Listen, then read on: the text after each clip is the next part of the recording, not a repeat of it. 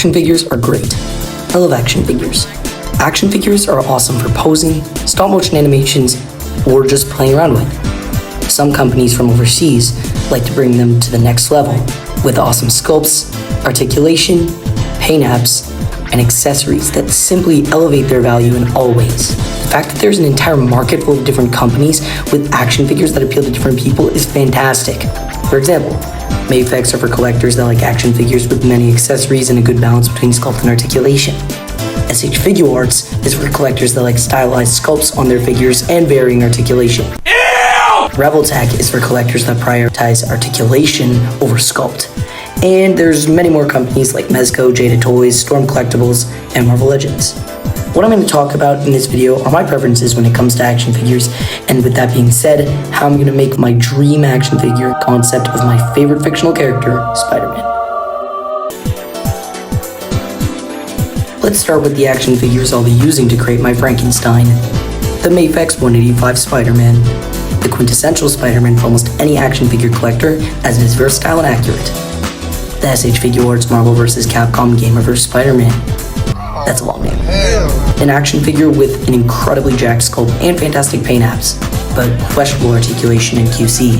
What the hell is even that? The Revoltech 2.0 Spider-Man. A Spider-Man figure with the greatest articulation ever. Well, maybe the new one is a bit better, but yeah.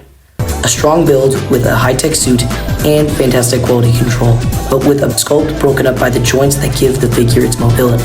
This figure will additionally be inspired by what is in my opinion the best looking version of Spider-Man, which is Todd McFarlane's version of the character. With all that out of the way, let's begin putting together the Frankenstein. Let's start with arguably the points of articulation that matter the most universally across action figures: the upper body, ab crunch, and hips. As for the upper body, this might be a controversial take, but the SHF Spider-Man's body has a nice broad build that isn't too bulky, but gets Todd's Spider-Man proportions right.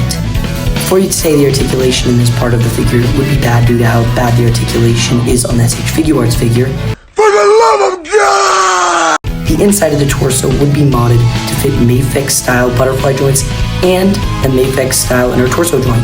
This would directly connect with the abdomen and hips, which would be inspired by the Mafex Spider-Man figure. This incorporates the crunch, lower torso crunch, and the soft diaper piece with the drop-down hips that look natural but pack a ton of articulation. As for the arms, first of all, to connect to the Mafex butterfly joints in the torso, there would also be a Mafex-style shoulders, as they would allow for a lot of arm range when working with the butterfly joints. From the bicep down, this is a hard take, but I feel that the single-jointed Revoltech Spider-Man arms have an incredible amount of range and don't break up the sculpt as much as people usually say they do.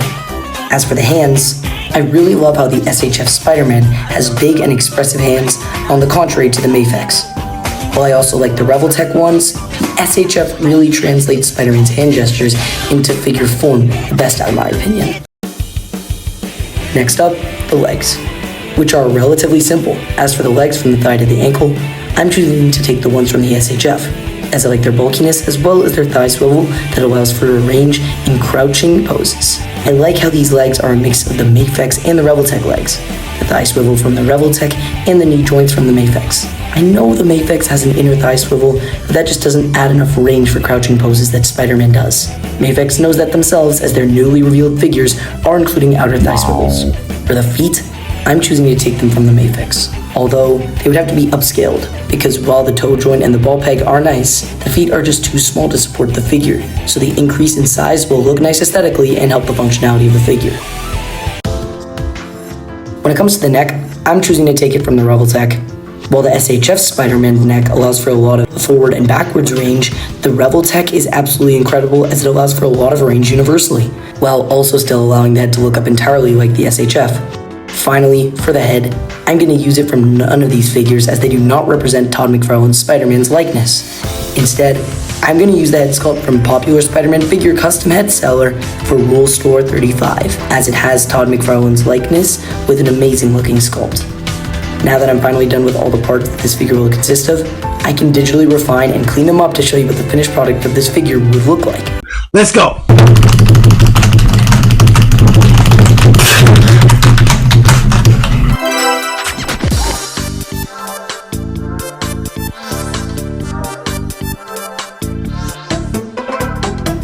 pinnacle of what a Spider-Man figure can be. I think the colors, the proportions, and the overall aesthetic of this figure look absolutely incredible. I just feel like if I had this figure in my hands, it would pose with no problem. This genuinely looks perfect to me. It was perfect. Perfect. Everything. This means something to me, man. But what do you think? Who knows? If you guys like this video that much, maybe I'll attempt to make this figure in real life. Although that would cost a lot of money. What? No, dude! Are there any other characters you'd like to see perfect figures of? Let me know in the comments. Thank you very much for watching this video, and I'll see you in the next one.